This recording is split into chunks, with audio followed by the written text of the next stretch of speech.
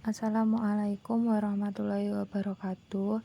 Perkenalkan, kami dari kelompok Bioteknologi 10A yang terdiri dari Siti Rohmawati NIM 14, Lisana Ainun Safa NIM 35, dan Heni Novitasari NIM 59. Kami mengambil jurnal dengan judul Aplikasi Mikromor E3360 sebagai bahan bioremedian tumpahan minyak di laut. Berikut merupakan konteks dari pembahasan yang kami buat. Yang pertama, terdiri atas pendahuluan. Yang kedua, metodologi. Yang ketiga, hasil dan pembahasan. Serta yang keempat, kesimpulan. Pendahuluan. Pendahuluan terdiri atas latar belakang, tujuan, dan manfaat. Yang pertama, latar belakang. Tumpahan minyak pada wilayah perairan merupakan polutan paling berbahaya bagi keberlangsungan ekologis biota perairan, terutama jika tumpahan minyak telah sampai ke wilayah terumbu karang. Bioremediasi adalah penggunaan mikroorganisme yang telah dipilih untuk menurunkan kadar polutan. Aplikasi bioremedian menggunakan bakteri endogenius dan bakteri komersial. Tujuan: memberikan kelayakan mikromor E3360 sebagai bioremedian yang akan diverifikasi dari sisi efektivitasnya dalam menurunkan kadar minyak di laut dan ekotoksitasnya bagi biota laut. Selanjutnya yaitu manfaat. Mengetahui kelayakan mikromor E3360 sebagai bioremedian yang akan diverifikasi dari sisi efektivitasnya dalam menurunkan kadar minyak di laut dan ekotoksitasnya bagi biota laut. Selanjutnya akan dijelaskan oleh teman saya. Selanjutnya adalah metodologi. Pada metodologi terbagi menjadi dua, yaitu waktu dan tempat, dan tahapan metode. Waktu penelitian ini yaitu tahun 2012 dengan bertempat di Jakarta. Selanjutnya adalah tahapan metode. Pada penelitian ini terbagi menjadi 6 tahapan. Yang pertama, sterilisasi wadah dan media air laut. 2. Identifikasi konsorsium bakteri pada bahan remediasi. 3. Rancangan percobaan dan parameter kimia air laut. 4. Tingkat toksisitas perlakuan bioremediasi terhadap udang renik. 5. Tingkat efektivitas bahan bioremedian. Dan yang keenam, pengolahan data hasil. Pada tahap yang pertama, dilakukan proses penyaringan sampel air laut menggunakan penyaring bakteri sebesar 0,22 pm. Kemudian glass beaker disterilisasi menggunakan autoclave. Tahap yang kedua yaitu identifikasi konsorsium bakteri pada bahan remediasi. Setelah dilakukan proses penyaringan sampel air laut Teluk Jakarta pada tahap yang pertama, selanjutnya mengisolasi bakteri yang terkandung dalam inokulum menggunakan media laktoseprot. Laktoseprot merupakan media untuk mendeteksi kehadiran coliform dalam air, makanan, dan produk susu. Coliform sendiri merupakan golongan mikroorganisme yang lazim digunakan sebagai indikator, di mana bakteri ini dapat menjadi sinyal untuk menentukan suatu sumber air telah terkontaminasi oleh patogen atau tidak.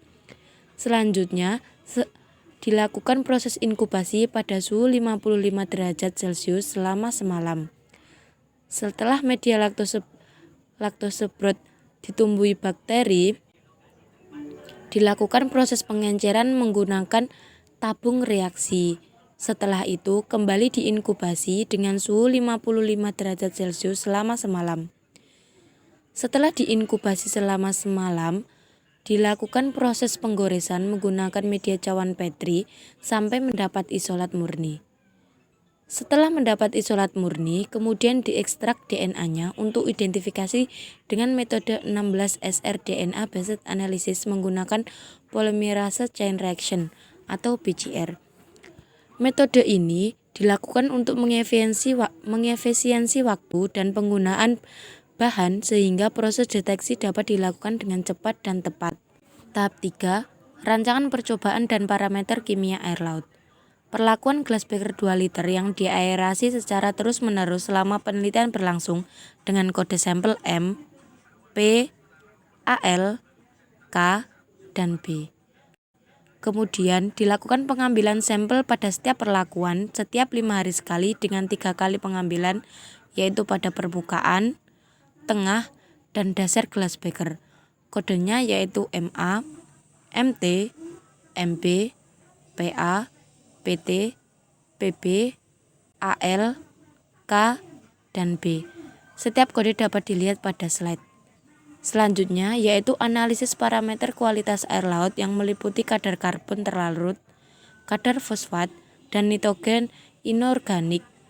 Dilakukan menggunakan alat kalirometer HART DR 890. Yang keempat yaitu tingkat toksisitas perlakuan bioremediasi terhadap udang ngernik dengan cara menghitung jumlah udang ngernik yang mati selama ditumbuhkan dalam air sampel dari setiap perlakuan selama 24 jam.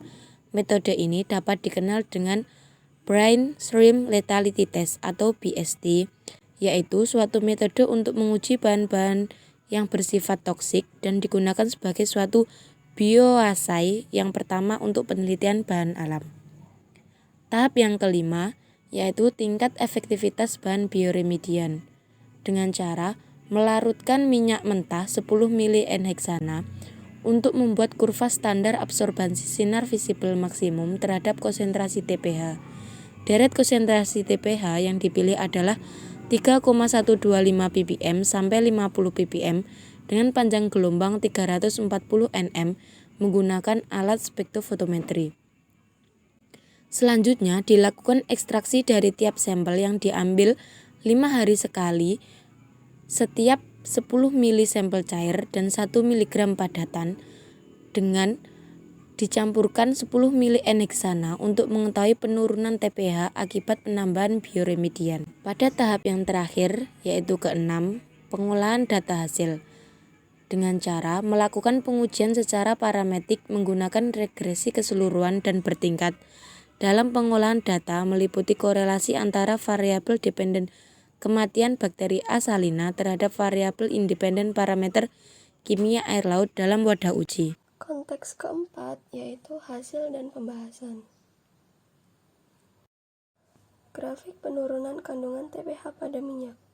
Pada grafik dijelaskan konsentrasi dalam mg per liter min 1 hingga 8 dan hari ke-0 hingga hari ke-20.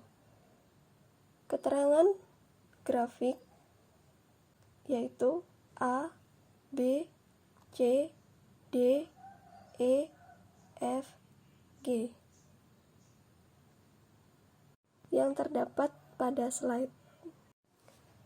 Dalam grafik penurunan kandungan TpH pada minyak, kadar minyak terlarut dihitung melalui analisis kandungan TpH yang terdapat pada gambar. Kecenderungan yang sama pada kematian Asalina juga terlihat pada kadar minyak untuk MA, MT, MB telah meningkat dengan pertambahan hari. Hal ini selaras dengan penurunan toksitas terhadap Asalina yang terhitung sebelumnya sebesar 88%. Sesuai dengan uji toksitas, keberadaan minyak dalam sekam juga rendah, yaitu hanya sebatas rata-rata perlakuan kontrol. Hal ini membuktikan dugaan bahwa pada kurun waktu tersebut, terjadi fase lock dari pertumbuhan bakteri bioremedian sehingga laju reaksi pemecahan minyak terlarut lebih besar dibandingkan dengan laju kelarutan senyawa polar dalam agregat minyak di permukaan air ke dalam kolom air dalam wadah uji. Hubungan antara kematian Asalina dengan kadar minyak. Hubungan antara kematian Asalina dengan kadar minyak menunjukkan kolerasi positif, sedangkan pada oksigen terlarut berkolerasi negatif. Untuk mengetahui koefisien determinasi dari hasil analisis, dilakukan analisis regresi. Uji regresi menunjukkan bahwa kadar kelarutan minyak dalam wadah uji tidak secara signifikan, P lebih dari 0,05, berperan sebagai predikator kematian Asalina. Hal ini memperkuat bahwa produk mikromor E3360 telah secara efektif mengurangi kandungan berbahaya dalam minyak, sehingga kadar minyak tidak secara signifikan berperan dalam kematian Asalina. Variabel yang berpengaruh adalah kadar oksigen terlarut dan turbiditas dengan model matematis kematian asalina sama dengan 2208 dikurangi 0,335 dissolve oksigen dikurangi 0,005 turbiditas sama dengan 0,532.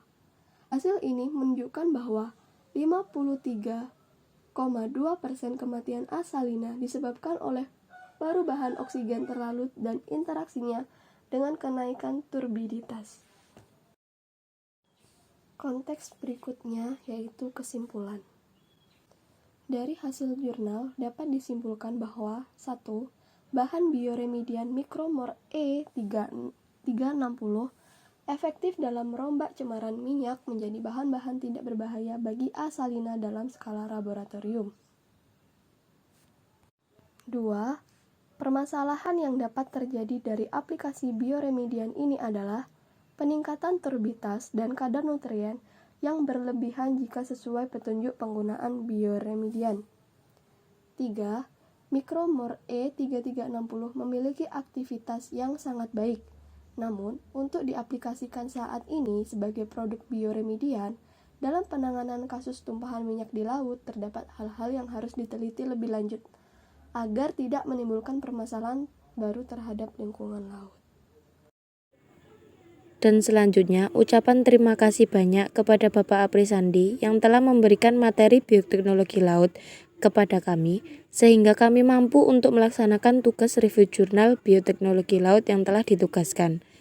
Dan juga ucapan terima kasih kepada Indar Mararskuranto, Hedi Indrajanuar, dan Asri Pratitis karena telah menyelesaikan penelitiannya sehingga membentuk sebuah jurnal yang berjudul Aplikasi Mikromor E3360 sebagai bahan bioremedian tumpahan minyak di laut. Sekian video materi yang telah kami buat. Mohon maaf apabila ada salah kata. Terima kasih atas waktunya. Wassalamualaikum warahmatullahi wabarakatuh.